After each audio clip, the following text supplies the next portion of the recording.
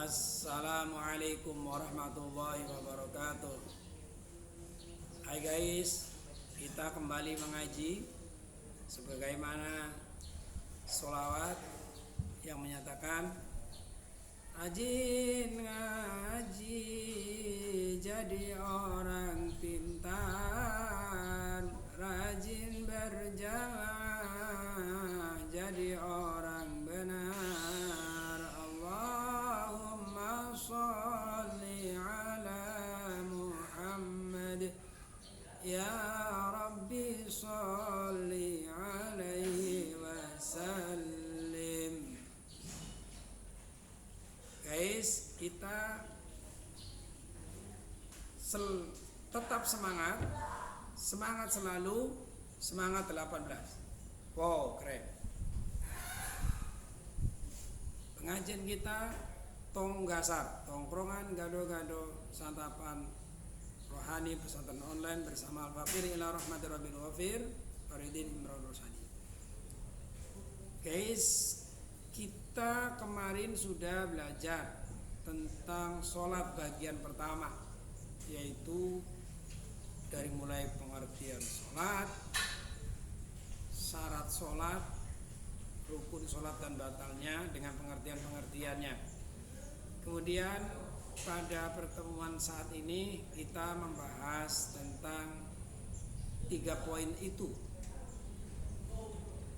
yaitu yang pertama adalah tentang syarat-syarat sholat. Syarat-syarat sholat itu ada 8. Ingat itu. Yang pertama, syarat sholat itu adalah suci dari 2 hadas, baik hadas kecil maupun hadas besar, atau baik hadas besar maupun hadas kecil. Hadas besar itu seperti karena hubungan suami istri umpamanya, karena mimpi keluar sperma, itu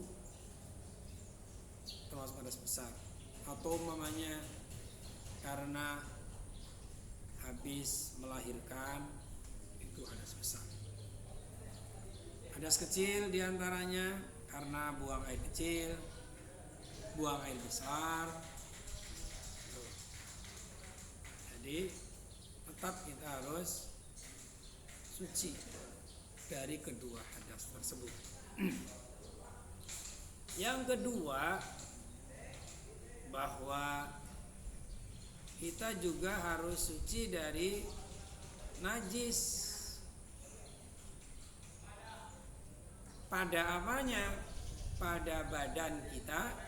Nih, anggota tubuh kita nih semuanya harus suci dari najis.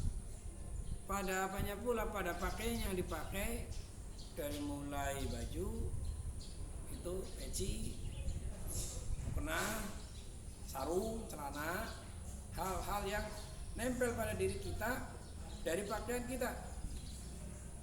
Pakaian, tidak boleh pakaian kita kena najis.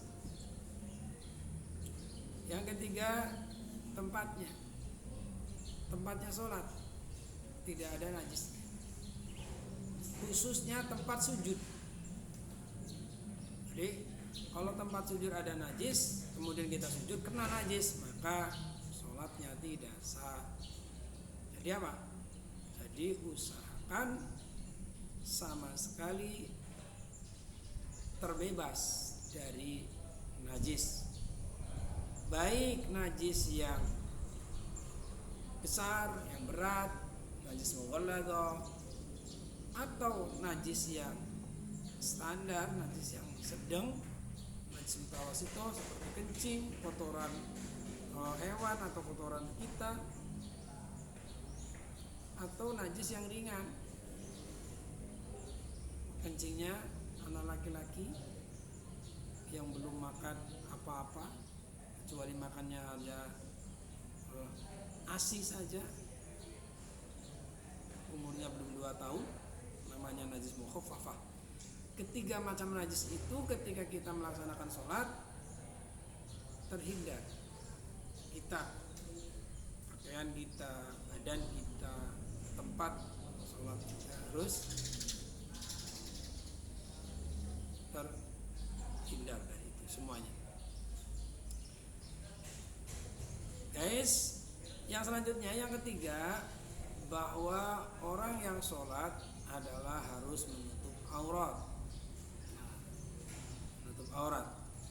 Jadi aurat itu apa sih? Aurat itu adalah sesuatu yang malu jika ditampakkan.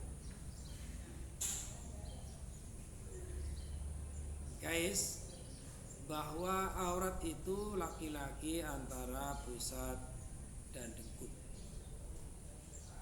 Kemudian untuk perempuan semua badan kecuali wajah dan kedua telapak tangan. Ini nih. Nanti kalau luarnya aurat juga kalau luarnya.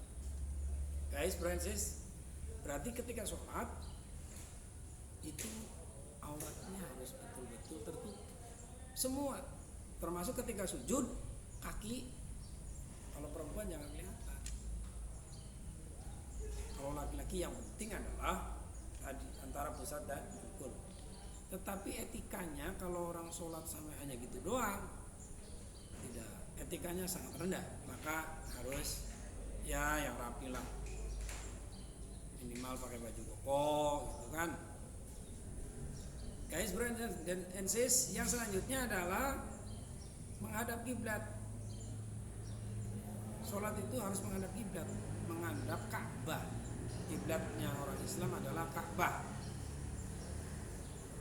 Kok bahasanya tidak menghadap barat? Iya. Kenapa? Karena kalau yang berada di posisinya sebelah baratnya Ka'bah, maka kita menghadapnya ke timur. Kalau yang ada sebelah timur Ka'bah ke barat, ada yang sebelah selatan ke utara, yang sebelah utara ke selatan, maka bahasanya adalah menghadap kiblat, menghadap Ka'bah, bukan menghadap barat. Indonesia berada di sebelah timur Mekah, maka kita menghadap ke barat. Guys, bro and sis yang dirahmati Allah Subhanahu wa taala. Yang kelima adalah masuk waktu sholat. Ketika kita melaksanakan sholat subuh, maka ya sudah masuk waktunya di waktu subuh. Kalau kita melaksanakan sholat maghrib, ya di waktu maghrib. Tidak dibalik-balik, sholat subuh di waktu maghrib, sholat maghrib di waktu subuh. Itu namanya terbalik. Jadi gimana? Ya tidak sah. Jadi harus pas, tepat waktunya.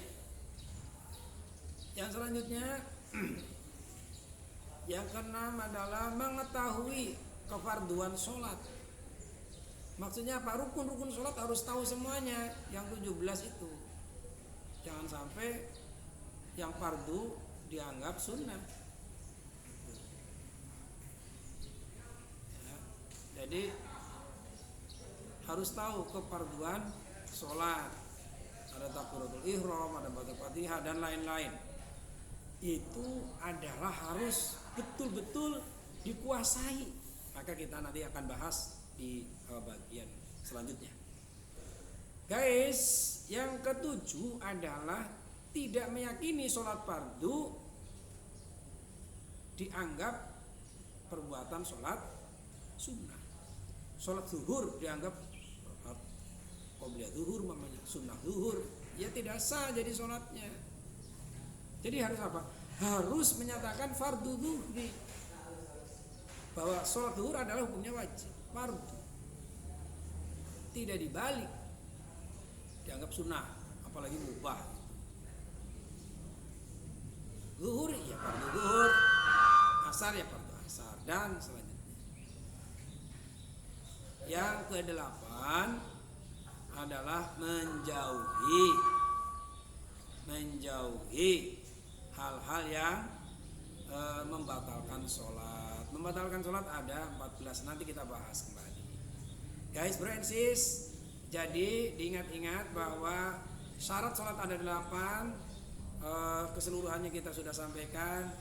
Kita harus menguasai semuanya, dari mulai nomor 1 sampai nomor 8, suci dari Nomor 1 suci dari kedua hadas, suci dari najis badan, pakaian dan tempat, menutup aurat, menghadap kiblat, masuk waktu, mengetahui kepada sholat, tidak meyakini sholat fardu dianggap Allah sunnah, dan menjauhi diri dari hal-hal yang dilarang yang membatalkan sholat. Ini namanya syarat-syarat sholat. Semoga bermanfaat. Kita akan bertemu pada pembahasan selanjutnya. Mudah-mudahan kita selalu mendapatkan limpahan kasih sayang, rahmat, dan petunjuk dari Allah Subhanahu wa taala. Terima kasih. In uridu illa al-islah mastata'tu wa ma taufiqi illa billah. Alaihi tawakkaltu wa ilaihi unib. Hadani Allahu ajma'in. Wallahul muwaffiq ila aqwamit thoriq. Assalamualaikum warahmatullahi wabarakatuh. Dadah. Ketemu kembali. Top untuk kalian.